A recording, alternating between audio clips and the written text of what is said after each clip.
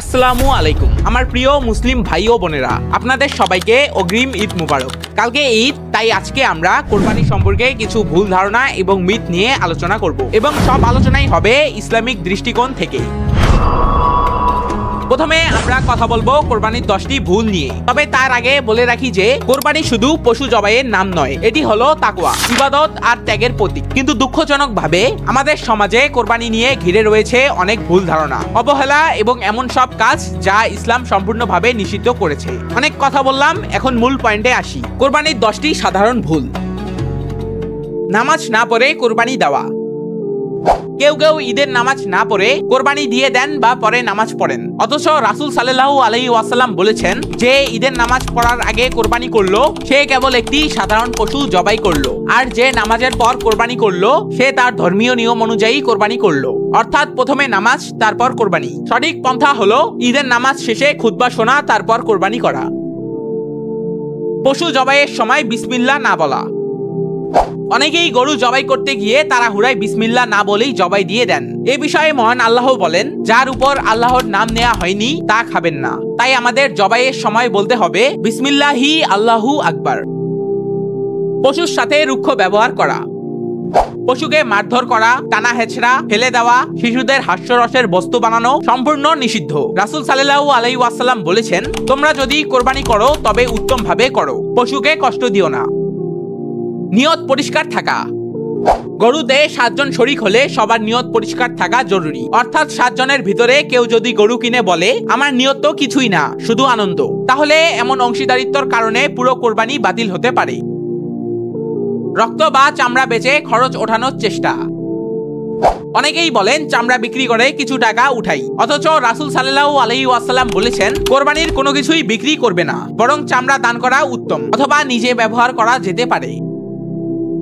কসাইকে চামড়া বা মাংস দিয়ে পারিশ্রমিক দেওয়া। হাদিসে বলা হয়েছে কোরবানির পারিশ্রমিক হিসাবে কসাইকে পশুর কোনো অংশ দিয়ে দিও না, তার পারিশ্রমিক হিসাবে নগদ টাকা বা উপহার আলাদা দিতে হবে। এছাড়া খুশি করে পশুর অংশ দেওয়া যাবে, তবে পারিশ্রমিক দিতেই হবে। লোক দেখানো বা শো অফ কোরবানি। বড় গরু, দামি গরুর ছবি সোশ্যাল মিডিয়ায় পোস্ট করে নাম কামানোর চেষ্টাও রিয়া। রিয়া অর্থ হলো লোক দেখানো ইবাদত। রাসূল সাল্লাল্লাহু আলাইহি ওয়াসাল্লাম বলেছেন রিয়া হচ্ছে শিরকের একটি শাখা। সময়সীমার বাইরে কোরবানি করা। অনেকে ঈদের ৪র্থ দিনেও কোরবানি করেন, অথচ হাদিস অনুযায়ী কোরবানির সময় 10, 11 ও 12 জিলহজ সূর্যাস্তের আগ পর্যন্ত।